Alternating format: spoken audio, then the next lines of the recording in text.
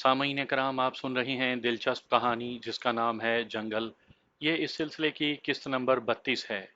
मुझे उम्मीद है आपको मेरी ये काविश पसंद आ रही होगी। आपने अगर अभी तक मेरा चैनल कहानी घर सब्सक्राइब नहीं किया तो अभी मेरे चैनल को सब्सक्राइब करके बेल नोटिफिकेशन ऑन कर लीजिए, ताकि आने वाली हर नई कहानी की इत्तला बर वक्त आप तक पहुंच सके। मैं आधे घंटे के बाद डेरे पर पहुंच गया। जिशान ने मुझे वहां छोड़ा तो मैंने उससे कहा, जिशान, बहुत मोहतात होकर आंखें खोल कर रखना। कोई भी आकर कुछ कहे यकीन मत करना जब तक मैं ना आ जाऊं। खैर तो है ना? उसने परेशानी से पूछा। इस वक्त गैरों से ज्यादा अपनों से खतरा है। कोई भी हो, बहुत मोहतात रहना, मैंने कहा तो वो सर हिलाता हुआ चला गया। दारा और भज्जा वहीं डेरे पर थे। हर तरफ चांदनी फैली हुई थी और वो खाना बना रहे थे। क्या बना रहे हो? मैंने पूछा। आज कहीं से मुर्गियां मिल गई थीं, वही बना रही हैं। चलो मैं और मेरा एक मेहमान खाना खाएंगे, मैंने कहा तो दारा बोला, बोतल भी? हाँ, लेकिन बहुत अच्छी हो, मैंने कहा। पहले तोड़ की होगी सरकार, उसने दांत निकालते हुए कहा। तो मैं उनके पास धरी चारपाई पर बैठकर बातें करने लगा। एक बेचैनी मेरे अंदर चल रही थी। नग्गो से मिलने से पहले कभी मुझे ऐसा महसूस नहीं हुआ था, लेकिन जब से मुझे एहसास हुआ था कि वो दुश्मनों की सफ में है, तो मोहतात हो जाना फितरी था। मैंने दारे और भज्जे को मुतवक्का हालात के बारे में अच्छी तरह समझाया, फिर उठकर उस तरफ चल पड़ा जिधर मचान थी। मैं मचान पर जा बैठा। ज्यादा वक्त नहीं गुजरा था, कार रुकने की आवाज आई। फिर जरा सी देर के बाद दारे के साथ नग्गो आते हुए दिखाई दी। वो सीढ़ियां चढ़कर मचान पर आई तो आते ही मेरे गले लग गई। मैं जानबूझकर करा दिया। इतना तशद्दुद किया? उसने एकदम से मुझे छोड़कर हैरत से पूछा। कुछ ना पूछ यार, इसीलिए तो कह रहा था, मैंने कहा। यार जरूरी तो नहीं कि इसी काम के लिए मिलना है, उसने शिकवा भरे लहजे में कहा तो मैं मचान पर लेट गया। वो भी मेरे साथ चिपक गई। मैंने उसे अपने साथ लिपटाया तो गैर महसूस अंदाज में उसकी तलाशी ले डाली। उसके पास कुछ नहीं था। मैं मुतमईन हो गया। ऐसे में दारा आ गया। उसने लवाजमात ऊपर पहुंचा दिए। नग्गो ने बड़ा सा पैक बनाया और पी गई। उस वक्त मुझे एकदम से ख्याल आया, आज मुझे नग्गो से कच्ची महक नहीं आई थी। क्या ये महक भी एहसासात के साथ महसूस होती है? यही सोच रहा था कि वो दूसरा पैक बनाने लगी। वो हलक में उंडेल कर बुरा सा मुंह बनाते हुए बोली, बड़ी जालिम बनाई है। अब आराम से पीना, ये बोतल यहीं है, कहीं भागी नहीं जा रही, तुम्हारे लिए है। मैंने कहा तो वो मुस्कुरा दी। फिर पूछा, अच्छा ये बता, पता चला कौन लोग थे वो? मुझे थोड़ी बहुत खबर मिली है, वो खान सरमद के ही बंदे थे। पहले मुझ पर हमला करवाया और फिर अगवा करवा लिया। मुझे भी कुछ ऐसा ही शक था, उसने सर हिलाते हुए कहा। बस एक बार कन्फर्म हो जाए, ये सरमद भी गया समझो। मैंने दांत पीसते हुए कहा, कोई बात नहीं, ये मुझ पर छोड़ दो। बस एक दो दिन मुझे दो, सब ठीक हो जाएगा। उसने मुझे गले लगाकर मेरे कान के करीब सरगोशी करते हुए कहा। पता नहीं उसे मेरी सर्द मोहरी का अंदाजा हो गया था, इसलिए बड़े लाड से बोली, आज मुझसे उठने वाली कच्ची महक तुझे मदहोश नहीं कर रही? अरे मदहोश कर रही है, इसीलिए तो बच रहा हूं। मैंने एक कमजोर सी दलील दी तो वो मुझसे लिपट गई। मैंने उसे सहलाना शुरू कर दिया। उसका बदन बोलने लगा। वो एकदम से उठी और तेजी से तीसरा पैग बनाने लगी। मैंने उसे नहीं रोका। ये पैग पीते हुए उसने थोड़ा वक्त लिया। उसने गिलास रखा और मेरे सीने पर हाथ फेरने लगी। मैंने उसे अपने साथ लिपटा लिया। वो नशे में आ गई थी। उसके लफ्जों में जरा सी लड़खड़ाहट थी। जब मैंने पूछा, नगो एक बात बताओ, सच्ची बताना। पूछो, उसने तरंग में कहा। ऊंचे पिंड वाले चौधरी इमदाद से तुम्हारा क्या ताल्लुक है? ये पूछते हुए मेरे अंदर की नफरत उभरी थी, लेकिन मैंने खुद पर काबू पा लिया। उसे एक झटका लगा, वो उठने लगी थी, मगर मैंने उसे जबरदस्ती अपने साथ लिटा लिया। तभी उसने बेपरवाही से कहते हुए पूछा, इलाके के लोगों से ताल्लुक रहता ही है, ये क्यों पूछा?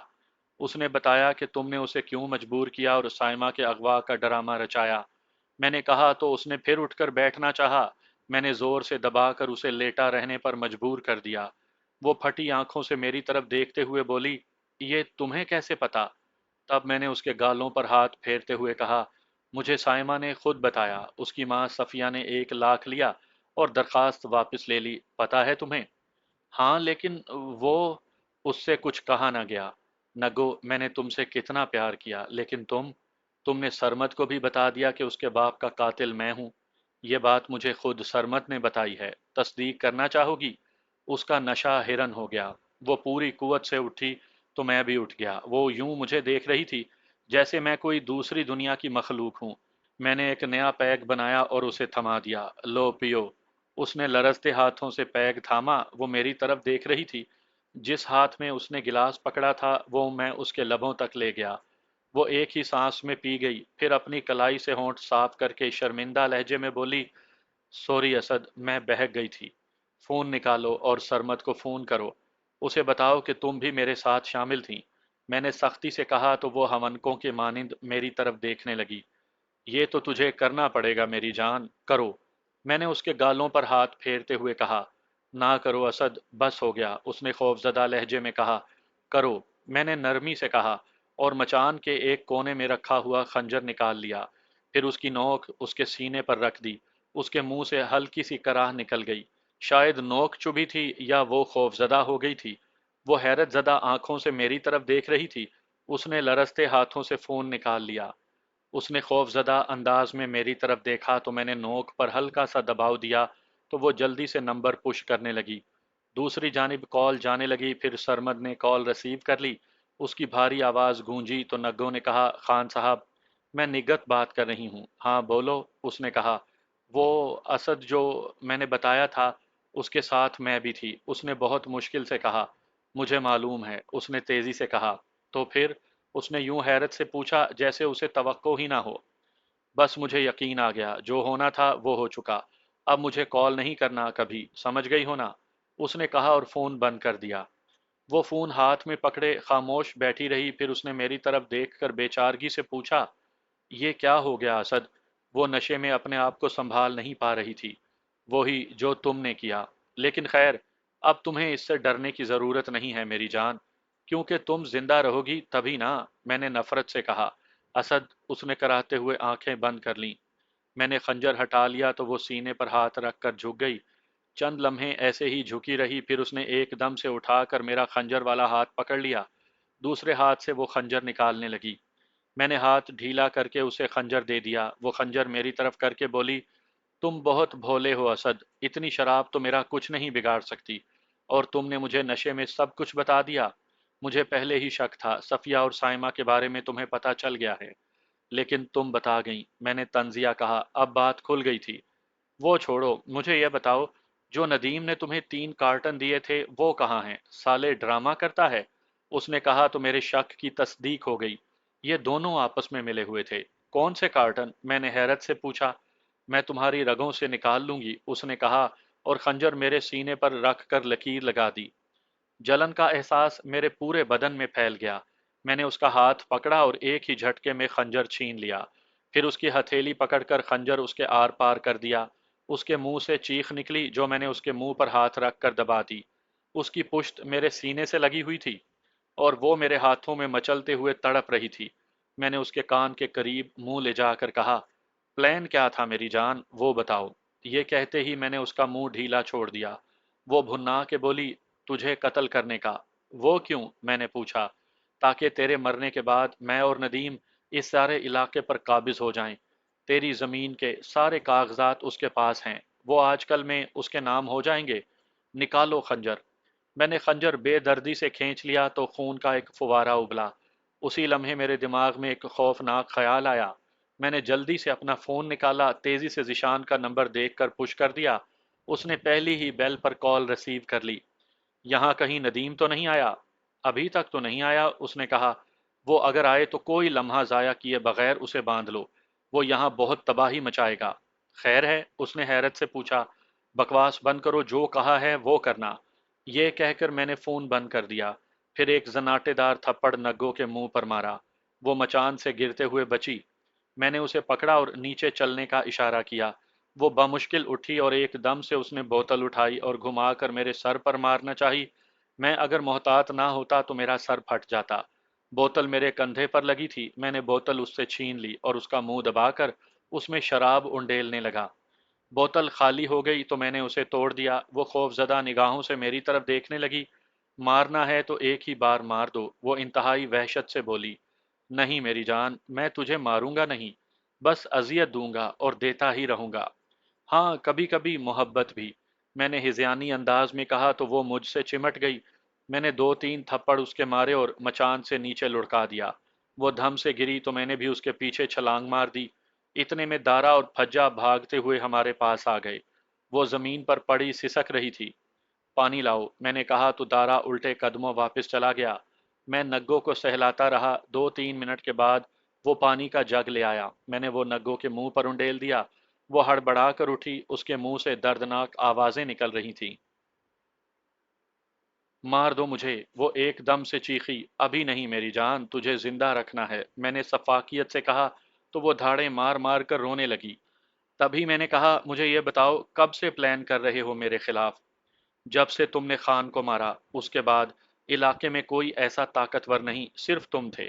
और नदीम ने तुम्हें रास्ते से हटाने का प्लान कर लिया। मैं जानती थी कि वो मेरे साथ भी मुखलिस नहीं होगा।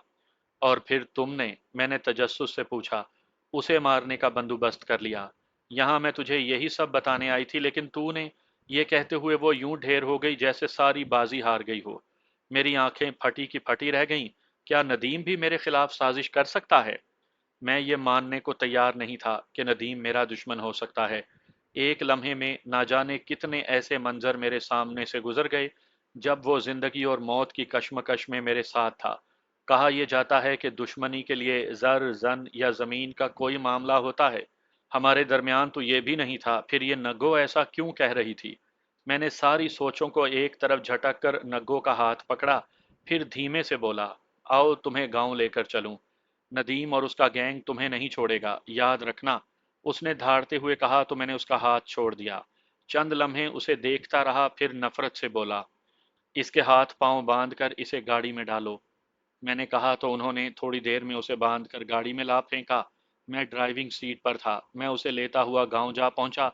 घर का फाटक खुला हुआ था। मैं कार अंदर लिए चला गया। सहन में सारे घर वाले खड़े थे। उनके दरमियान नगमी खौफजदा सी बैठी थी। आप सब यूं क्यों खड़े हैं? ये नगमी चंद मिनट पहले यहाँ आई है। बहुत खौफजदा है, ताई अम्मा ने बताया। तो मैंने सर्द लहजे में पूछा, नदीम कहाँ है? पता नहीं वो कहाँ है, उसने खौफजदा लहजे में कहा। तो मुझे एकदम से गुस्सा आ गया। मैंने सख्ती से पूछा, नदीम ने मुझे तुम्हारे बारे में बताया था कि तुम बड़ी पहुंची हुई चीज हो। सो ये ड्रामा बंद करो और सीधी तरह बताओ, नदीम कहाँ है? मैं नहीं जानती, उसने बेबसी से कहा। क्यों, वो तुम्हारे साथ नहीं था? मैंने पूछा। था। हम बैठे टीवी देख रहे थे, अचानक बाहर से फायरिंग होने लगी। मैं तो वहां छुप गई, वो लोग अंदर आ गए। नदीम उनका मुकाबला करता रहा। आखिरकार वो जख्मी हो गया। वो लोग उसे उठा कर ले गए। उसने खुद पर काबू पाते हुए कहा।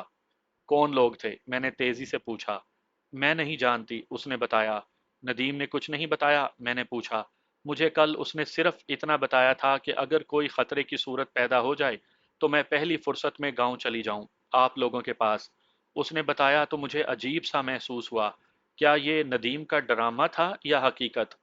मुझे कुछ समझ में नहीं आ रहा था। बाहर कार में नग्गो जख्मी हालत में थी। उसका इतना खून बह चुका था कि वो किसी भी वक्त मर सकती थी। इस वक्त वो नीम बेहोशी की हालत में थी। दूसरी तरफ नदीम के अगवा की खबर ने मुझे चकरा कर रख दिया। मैं तेजी से वापस पलटा और फाटक से बाहर खड़ी कार तक पहुंचा। मेरे पीछे ही जिशान भी आ गया। नग्गो पिछली सीट पर बंधी हुई पड़ी थी।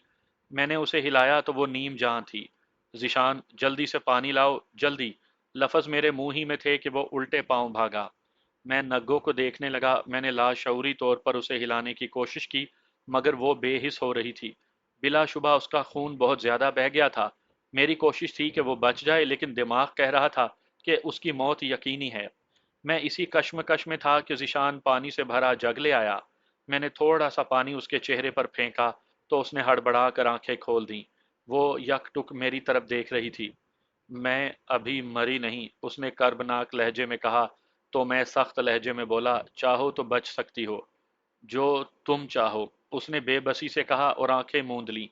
मुझे उस पर तरस तो आया, लेकिन अगर मैं उसे बचा लेता तो एक खतरनाक तरीन दुश्मन को छोड़ देता। जिशान, इसे शहर के करीब कहीं ले जाकर मार दो और गाड़ी को आग लगा देना, मैंने सफाकी से कहा और पीछे हट गया। ठीक है, उसने कहा और ड्राइविंग सीट की जानिब बढ़ा। उन्हीं लम्हात में मेरा सेल फोन बजा। स्क्रीन पर अजनबी नंबर थे। मैंने कॉल रिसीव करते हुए उसे रुकने का इशारा किया। तभी दूसरी तरफ से एक मर्दाना आवाज उभरी, असद बात कर रहे हो? हाँ बोलो, मैंने कहा। अगर अपने दोस्त नदीम को बचाना चाहते हो तो वो 3 डब्बे हमारे हवाले कर दो जो उसने तुम्हें दिए हैं, वरना हम नदीम को मार देंगे। ये इत्तला थी या धमकी या वार्निंग, जो भी था, उसकी मुझे यही समझ आई कि ये बिल्कुल एक नई वारदात है। मैंने इंतहाई तहम्मुल से कहा, मेरी नदीम से बात करवाओ। लो करो, उसने कहा, और एक लम्हे के बाद नदीम की आवाज़ गूंजी। असद, मैं जानता हूँ तुम मुझसे झूठ नहीं बोल सकते। अगर तुम्हारे पास डब्बे होते भी तो मैं यही कहता कि इन्हें मत देना। मेरे मरने से कोई फर्क नहीं पड़ेगा। तुम हो कहाँ? ये कौन लोग हैं? मैंने पूछा। पता नहीं, मगर नग्गो से बच जाना, वो, उसने कहना चाहा तो मुझे लगा जैसे किसी ने उससे फ़ोन छीन लिया हो। उसके साथ ही किसी की इंतहाई गलीज गाली की आवाज़ सुनाई दी। फिर फ़ोन से आवाज़ उभरी, हम नहीं जानते वो डब्बे तुम्हारे पास हैं या नहीं, पैदा करो। तुम्हारे पास कल इस वक्त तक का वक्त है, वरना हम। सुनो, मैंने उसकी बात काटते हुए कहा, मैं अपने दोस्त को बचाने के लिए कुछ भी कर सकता हूँ, वो डब्बे कोई चीज़ नहीं है। मुझे बताओ कब और कहाँ पहुँचाने हैं। ये हुई ना बात, मेरे फ़ोन का इंतज़ार करो, उसने कहा और फ़ोन बंद कर दिया। मैंने फ़ोन जेब में रखा और नग्गो का फ़ोन उठा लिया। जैसे ही फ़ोन मेरे हाथ में आया, फ़ोन बजने लगा। ये वही नंबर था जिससे मेरी बात हुई थी। मुझे इस वारदात की थोड़ी बहुत समझ आने लगी थी। बेल मुसलसल हो रही थी। मैंने नग्गो को हिलाया तो उसने बमुश्किल आंखें खोलीं। कॉल रिसीव करके मैंने स्पीकर ऑन किया तो वही मर्दाना आवाज में हेलो कहा गया। बोलो, क्या हुआ तुम्हें? ऐसी आवाज क्यों हो रही है? दूसरी तरफ से पूछा गया तो नग्गो बोली, मैं मर रही हूँ, मौत। क्या हुआ? बोलो। कोई चीखा था तो मैंने फोन अपने सामने करते हुए आवाज बदल कर कहा, बोलो, क्या कहना चाहते हो? तुम कौन हो? उसने तेजी से पूछा।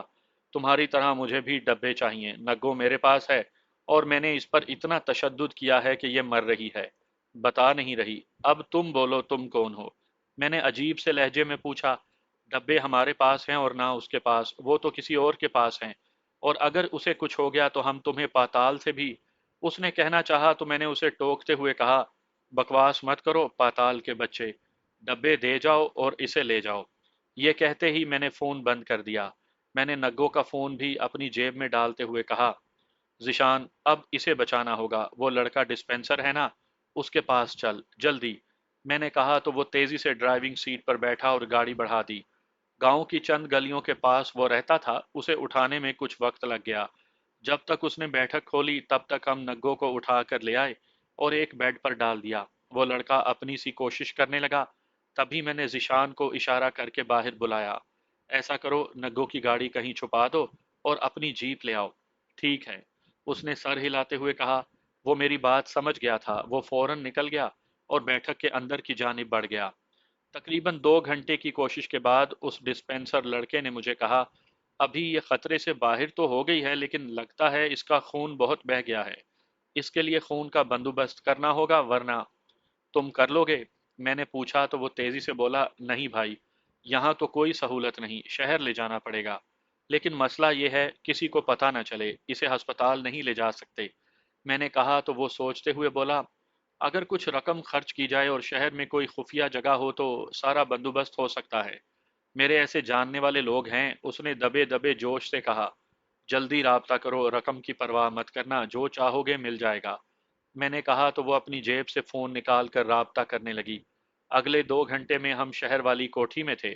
वहां 2 खवातीन डॉक्टर उसका इलाज शुरू कर चुकी थी। मुझे अपने जख्मों का होश नहीं था। मैंने भी वहीं जाकर पट्टी करवाई।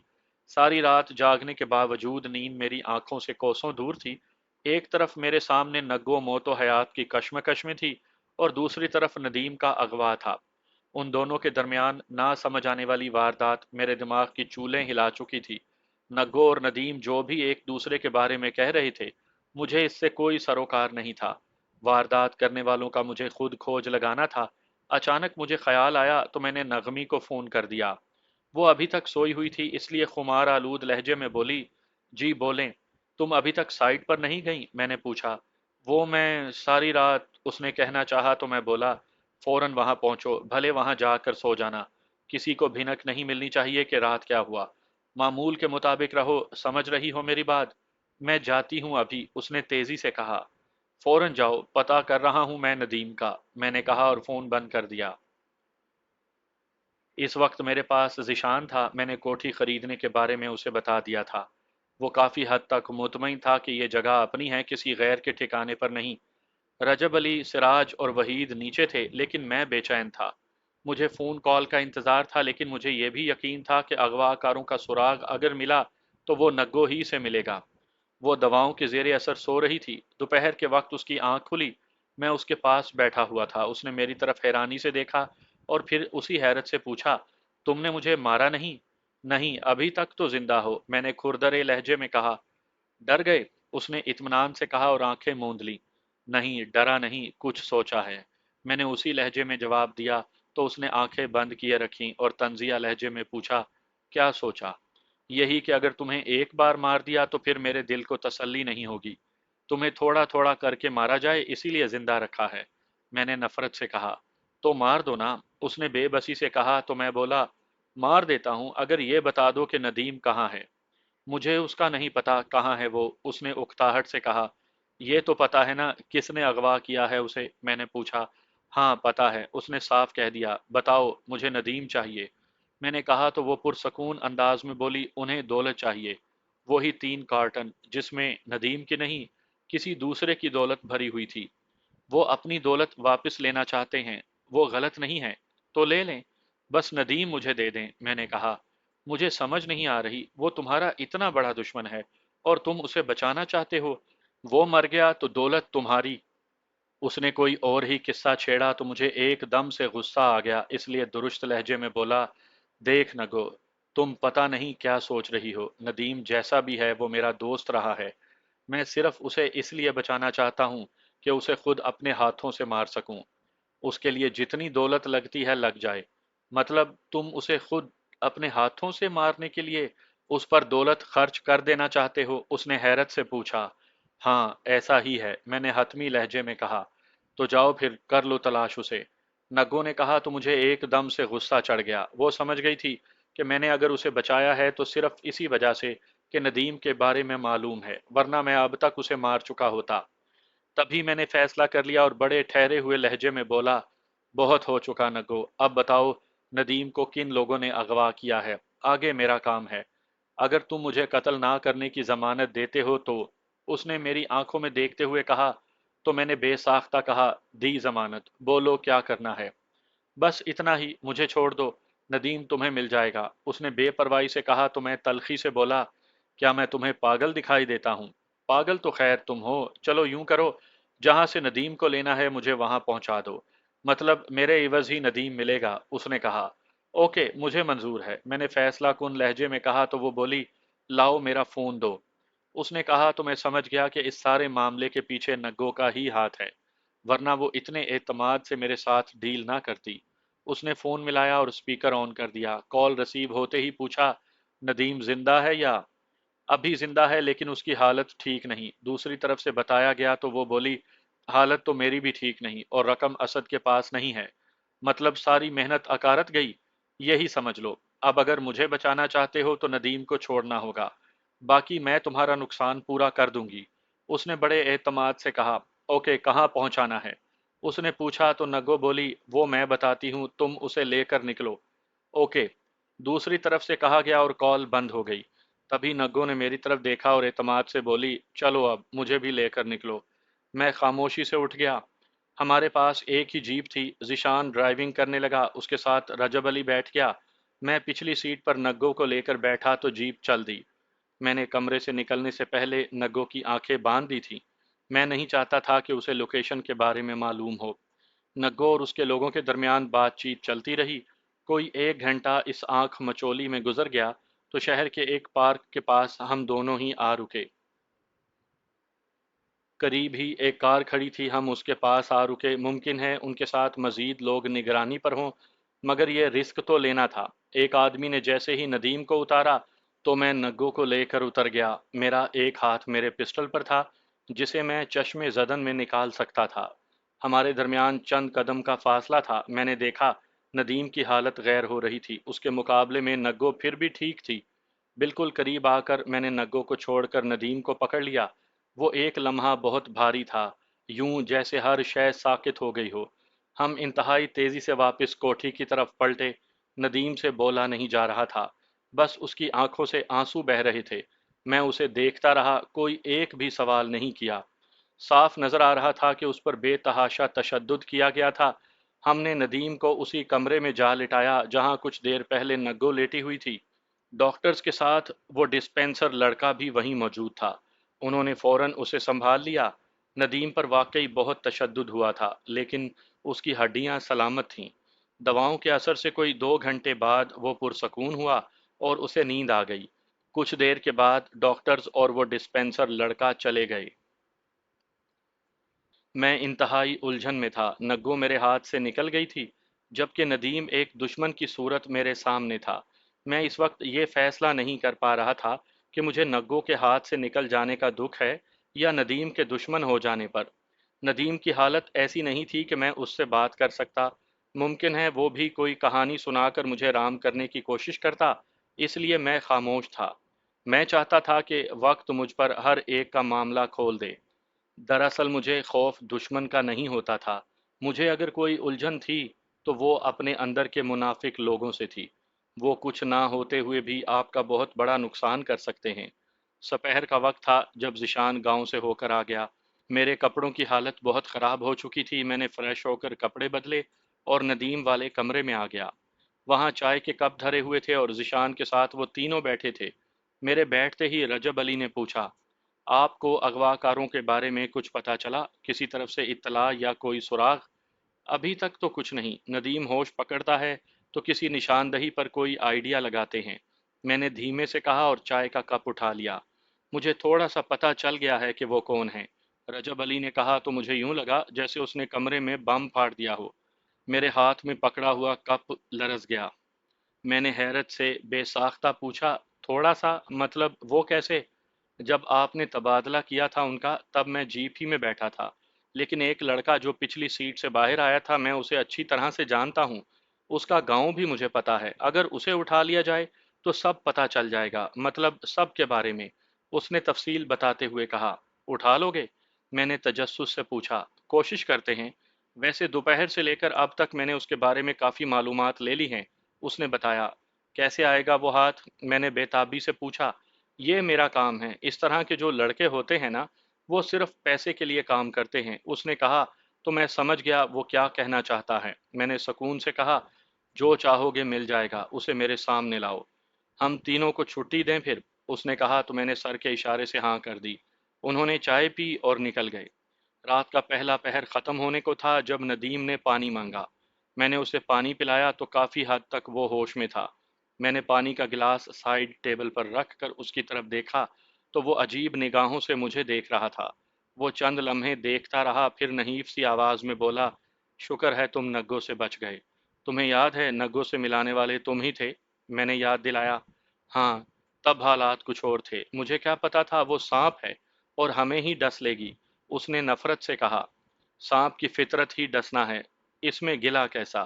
میں نے کہا اور چند لمحے خاموشی کے بعد بولا، مجھے نہیں معلوم کہ تم مجھے یہ بتا پاؤ گے کہ نہیں۔ یہ سب کیا تھا؟ کیوں ہوا یہ سب؟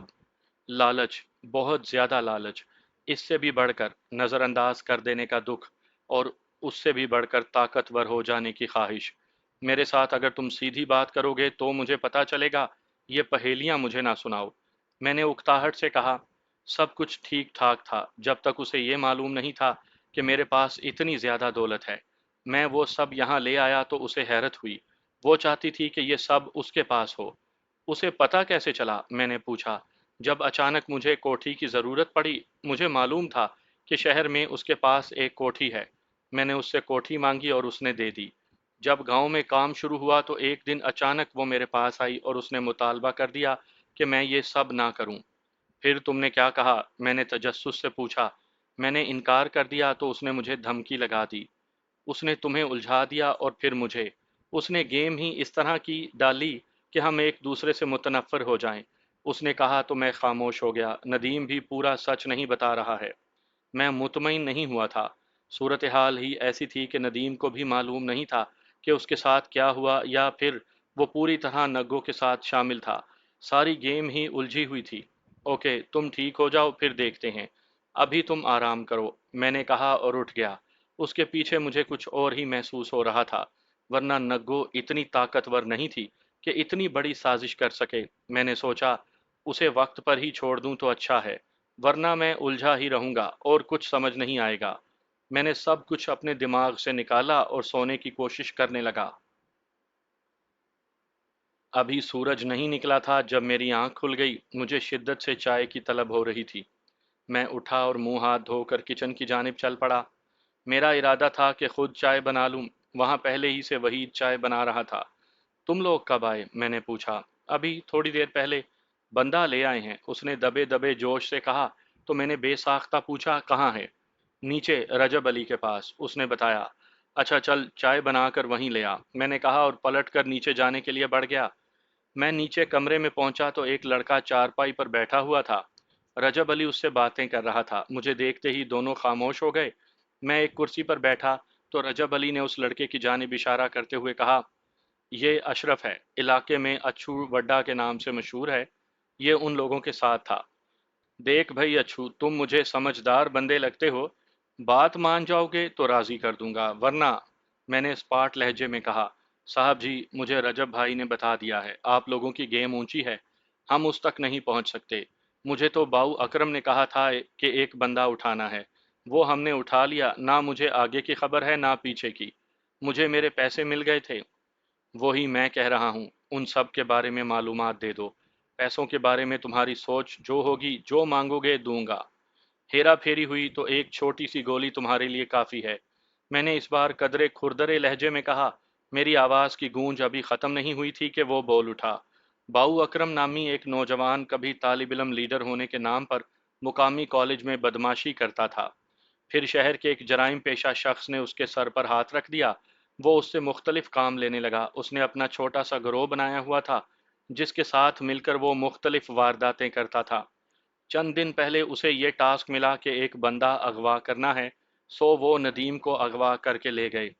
وہ اس سے ڈبوں کے بارے میں پوچھتے رہے، میں کافی دیر تک اس اچھو سے بات کرتا رہا، جس سے مجھے یہی پتا چلا کہ یہ ساری گیم نگوں کی ڈالی ہوئی ہے، اسی نے پیسہ دیا تھا۔ تبھی میں نے کہا، رجب علی، اس نے جو بتایا کیا اس پر اعتبار کیا جا سکتا ہے؟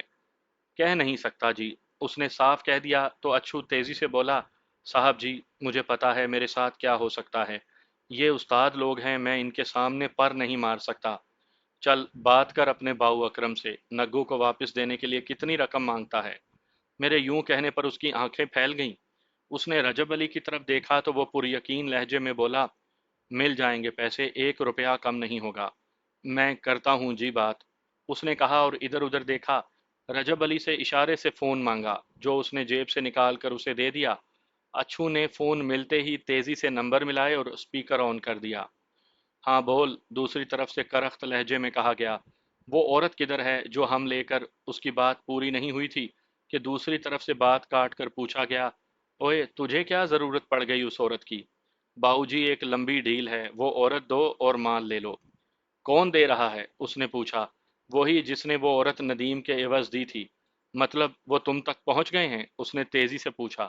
جی پہنچ گئے، اور میں ان کے پاس ہوں، اس نے بے بسی سے کہا۔ تو اس نے انتہائی غصے میں پوچھا، اور تم ڈیل بھی کر رہے ہو؟ میں ڈیل نہیں کر رہا، ان کا پیغام پہنچا رہا ہوں۔ سمجھداری اسی میں ہے باؤ جی، وہ عورت مر گئی تو کچھ نہیں ملنا، ابھی اس کے عوض لمبی رقم مل رہی ہے، ورنہ لڑائی تو ہے پھر۔ اس نے حالات سمجھاتے ہوئے کہا۔ رقم کتنی دیں گے؟ اس نے پوچھا۔ مانگ جتنی مانگتا ہے، اس نے تیزی سے کہا۔ تو دوسری طرف سے کافی زیادہ رقم مانگ لی گئی۔ اچھو نے میری طرف دیکھا تو میں نے آنکھ کے اشارے سے ہاں کر دی۔ ہاں دے گا، اس نے کہہ دیا۔ منظور ہے، میں نے کہا۔ 1 گھنٹے بعد بتاتا ہوں، اس نے کہا اور فون بند کر دیا۔ ڈیل ہو جائے تو بتا دینا، میں اوپر کمرے میں ہوں۔ میری بات کے جواب میں کوئی نہیں بولا، ایک مہیب خاموشی تھی۔ میں چند لمحے وہاں کھڑا سوچتا رہا، پھر کمرے سے باہر قدم بڑھا دیے۔ میرے اندر بے چینی حد درجہ بڑھ گئی تھی، میرے دماغ میں سوچوں کی بھرمار تھی، مجھے کچھ نہیں سوجھ رہا تھا کہ آخر میں چاہتا کیا ہوں۔ میں کمرے میں جا کر بیڈ پر بیٹھ گیا، چند لمحے لمبی لمبی سانسیں لیں، ایک دم سے ساری سوچوں کو اپنے دماغ سے جھٹک دیا۔ میں پرسکون ہونا چاہتا تھا، دن کافی چڑھایا تھا، شاید نیند کی ایک جھپکی تھی یا میں کچھ سویا تھا، لیکن جب میں اپنے حواس میں آیا تو پرسکون تھا۔ मैं नहा धो कर फ्रेश हुआ और नीचे चला गया। वहां रजब अली और अच्छू वड्डा चारपाई पर बैठे बातें कर रहे थे। हाँ भाई, कॉल की बाऊ अकरम ने? मैंने पूछा तो रजब अली बोला, अभी तक तो उसका जवाब नहीं आया। नाश्ता कर लिया तुम लोगों ने? मैंने एकदम से यूं पूछा जैसे बाऊ अकरम का फोन आना कोई मसला नहीं। मैंने वाजिया तौर पर देखा अच्छू की आंखें एक बार फैली थी। हाँ जी, कर लिया, रजब अली ने सर हिलाते हुए कहा। चल ठीक है, ये कहकर मैं कमरे से बाहर निकल गया और सीधा नदीम के पास जा पहुंचा। वो मुझे देखकर हल्का सा मुस्कुराया। मैं उसके पास जा बैठा। कैसी तबीयत है? हालत तो खराब है, मेडिसन की वजह से इतना एहसास नहीं होता, उसने धीमे से लहजे में बताया। कुछ खाया पिया? मैंने पूछा। हाँ, सिराज मुझे नाश्ता करवा गया है, दवा भी ले ली, उसने बताया। चल ठीक है, आराम कर, मैंने कहा और उठने लगा तो वो बड़े ही जख्मी लहजे में बोला, कुछ देर तो बैठ जा यार, मेरे साथ बातें कर। ठीक है, करो बातें, मैंने कहा और करीब पड़ा सेब उठाकर खाने लगा। वो खामोश था और उसके पास शायद कहने के लिए कुछ नहीं था। थोड़ा सा वक्त यूं ही सन्नाटे में गुजर गया। ऐसे में रजब अली की कॉल आ गई। वो जी आ गया फ़ोन, पूछ रहा है कहाँ पहुँचाना है। आ रहा हूँ, मैंने कहा और उठकर नीचे चल दिया। कुछ देर के बाद हम जीप लिए शहर से बाहर जा पहुँचे। रजब अली और सिराज पिछली नशिस्त पर थे, मैं ड्राइविंग कर रहा था। वो काफ़ी सुनसान इलाका था। स्याह सड़क के दाएं जानिब एक कच्चे रास्ते पर वो एक सफ़ेद कार में रुके हुए थे। हमारे सामने आते ही कार का गेट खुला। दो बंदे नग्गू को सहारा देकर बाहर लाए थे। रजब अली नोटों का बैग लेकर उनके पास गया। उन्होंने बैग पकड़ा, नग्गू को रजब अली के हवाले किया और वापस पलट गए। नग्गो ने पैसेंजर सीट पर बैठते हुए एक निगाह मुझ पर डाली, फिर जरा भी हैरत का इजहार नहीं किया। शायद उसे यकीन था कि मैं ही उसे लेने आऊंगा। मैंने भी उससे कोई बात नहीं की और जीप बढ़ा दी। मैं इंतहाई तेजी से गांव की जानिब जा रहा था। फिर मैंने अपना गांव भी छोड़ दिया। सड़क मेरे गांव के करीब से गुजरती थी। मैं सीधा नग्गो के घर जा पहुंचा। जीप सेहन में खड़ी की और खुद उतरकर उसे उतारा। उसे सहारा देकर उसके बेडरूम तक ले गया। उसके यहाँ काम करने वालियां इकट्ठा होना शुरू हो गई थीं। क्या हुआ इन्हें, कहाँ थी? एक नौकरानी ने पूछा तो मैंने कहा खुद इसी से पूछ लेना। ये कहते हुए मैंने नग्गो की आंखों में देखा। उसकी निगाहों में अजीब बेबसी और हसरत थी। मैं मुड़ने लगा तो वो बोली, ठहरो असद, एक मिनट। मैं रुक गया तो उसने अपनी मुलाजिम औरतों को बाहर जाने का इशारा किया। जब हम दोनों रह गए तो उसने मुझे बेड पर बैठ जाने का इशारा किया। मैं बैठ गया तो उसने मेरा हाथ नरमी से पकड़ा और फिर बोली, तुमने मुझे मारा नहीं। दो बातें हैं, मैंने कहा। कौन सी? उसने पूछा। इस वक्त तुम जख्मी हो, इस हालत में नहीं हो कि मुकाबला कर सको। ठीक हो जाओ फिर मारूंगा, मैंने कहा।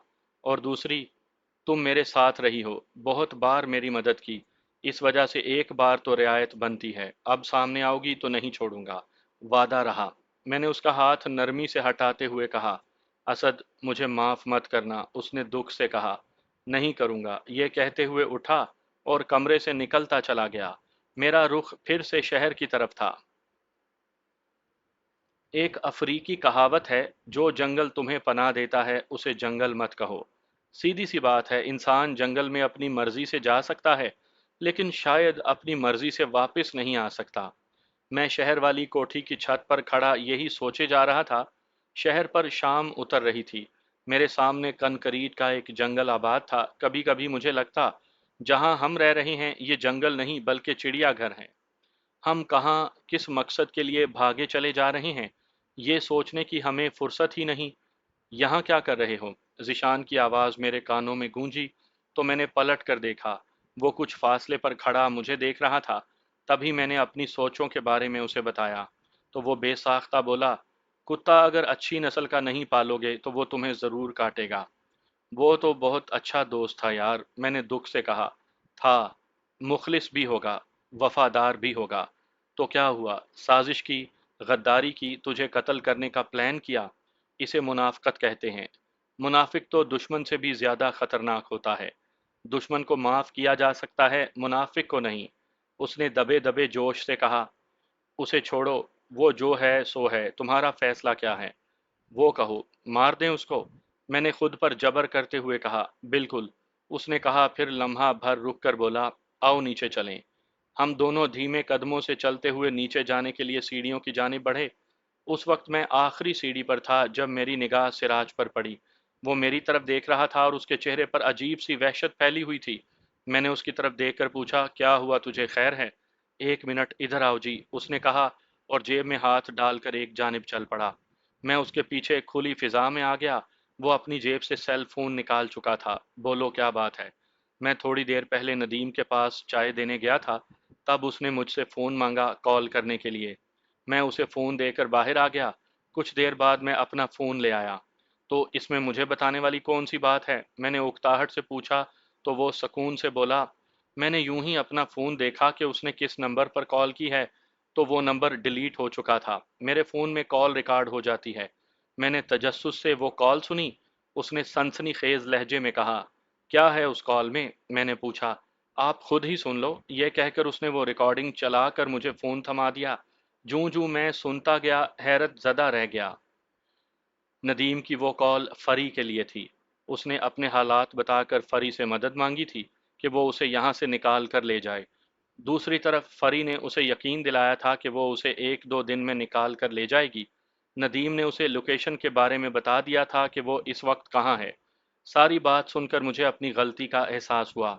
मैं जब भी नग्गो को यहाँ से लेकर गया या लाया, तो उसके मुंह पर कपड़ा था और उसे लोकेशन का अंदाज़ा नहीं होने दिया था। लेकिन नदीम के लिए ऐसा नहीं किया गया और उसी ने लोकेशन बता दी। एकदम से गुस्सा मेरी रगों तक में सरायत कर गया। मेरा जी चाहा कि मैं फौरन जाऊं और नदीम का गला अपने हाथों से घोंट दूं। मैं 1-2 मिनट खड़ा सोचता रहा। मैंने खुद पर काबू पाया, फोन अपनी जेब में डाला और बड़े सुकून से नदीम के कमरे में जा पहुंचा। कैसी तबीयत है? मैंने उसके पास पड़ी कुर्सी पर बैठते हुए पूछा। तो वो हल्की सी मुस्कुराहट से बोला, ठीक हूँ। अगर तुम कहो तो मैं तुम्हें तुम्हारे इलाज के लिए वहां भेज दूं जहां तुम जाना चाहो, जहां तुम समझो कि अच्छा इलाज। मैंने कहना चाहा, लेकिन उसने मेरी बात टोकते हुए कहा, मुझे कहीं नहीं जाना। जो यहाँ सहूलत है वो भला किसी दूसरी जगह कहाँ मिल सकती है? डॉक्टर देख रहे हैं, दवाएं मिल रही हैं, खाना पीना अच्छा है, सब ठीक है। अच्छा फिर एक बात बताओ यार, तुम अचानक मेरे खिलाफ हो गए थे या किसी ने तुम्हें मजबूर किया था? मैंने पूछा। तो उसके चेहरे का रंग उड़ गया। ये उसके लिए बड़ा मुश्किल सवाल था। बताया था ना, ये मेरा और नग्गो का मुश्तरका प्लान था। शुरुआत उसकी तरफ से हुई थी। उसने ही मेरे सामने ये सोच रखी कि इतनी दौलत असद को क्यों दे रहा हूँ। उसी दौलत को हम अपने लिए इस्तेमाल कर सकते हैं। तुम्हें रास्ते से हटाकर वो मुझसे शादी कर लेगी और हम दोनों इस इलाके पर राज करेंगे। मैंने उसकी बात मान ली, जिसका नतीजा सामने है। सिर्फ तुम दोनों कुछ नहीं कर सकते थे, तुम्हारे साथ और कौन लोग शामिल हैं? मैंने पूछा तो वो तेजी से बोला, कोई नहीं, इसीलिए तो नाकाम हुए।